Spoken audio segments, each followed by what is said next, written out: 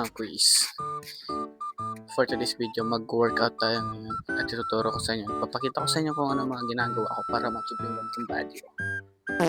Ganyan, para ma-achieve yung ganyan na body. So, first natin gagawin is stretching muna tayo.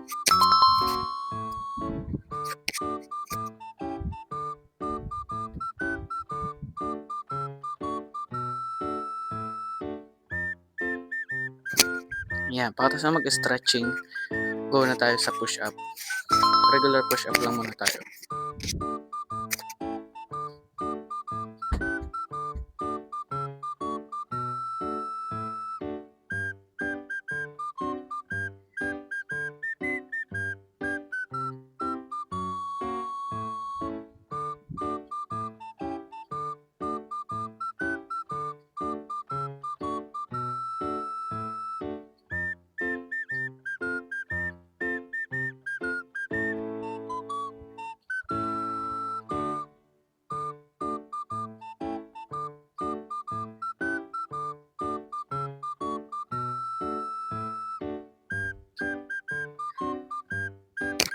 So, tapos na tayo guys sa 30 reps na push-up.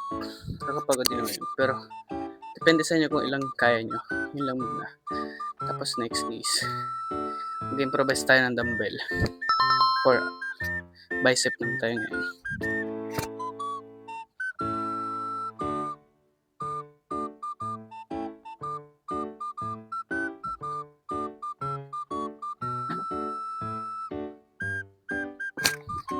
So ito, dahil wala tayo ngayon sa gym, ito muna ang galon natin gagawin natin dumbbell.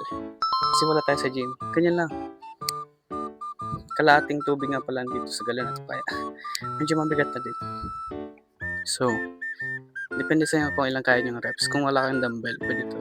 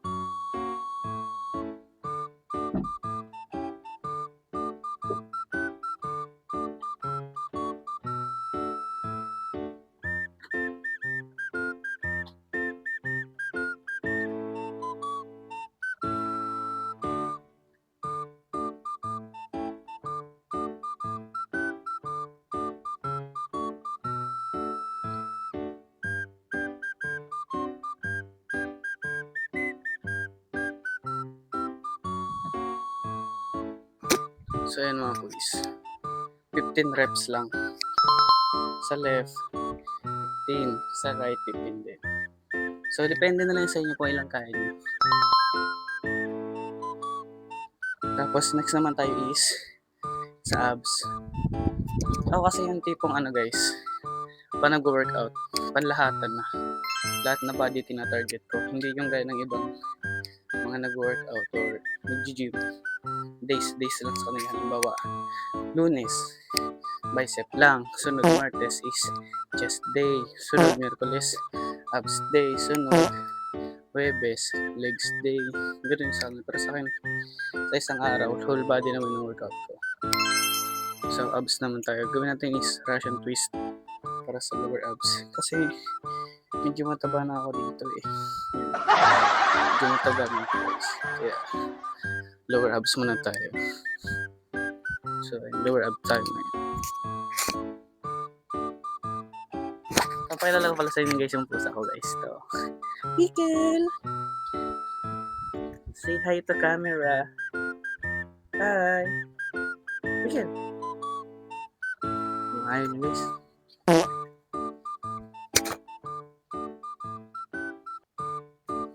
So, start na tayong Russian twist.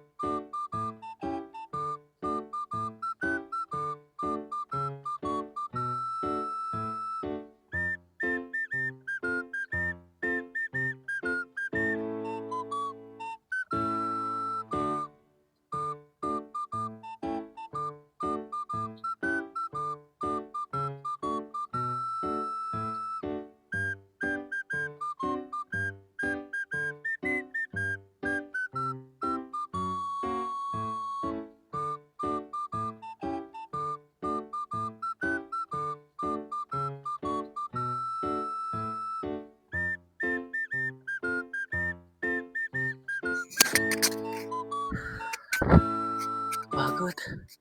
So ayun guys. Tapos na tayo sa Russian twist. Ang twist ko doon is nasa 70 twist. Pero depende din sa inyo kung ilang kaya nyo.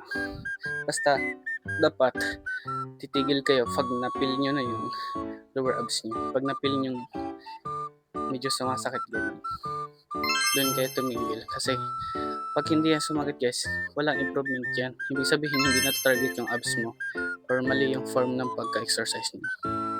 Kaya dapat ma-feel nyo yung na-feel ko gaya ng medyo masakit, tumitigas ganun. So ulit-ulit lang tayo hanggang sa ma-achieve natin. Kumbaga mapagod tayo at hindi na natin makaya. Hindi naman sa makaya, basta yung kaya lang natin. Sunod push up naman tayo. Ulit-ulit lang yung cycle lang yun. So hanggang doon na lang muna tayo guys. Sana may natutunan ka sa video na to. Basta consistency and tiyaga lang. So sarap din kaya. Bye guys.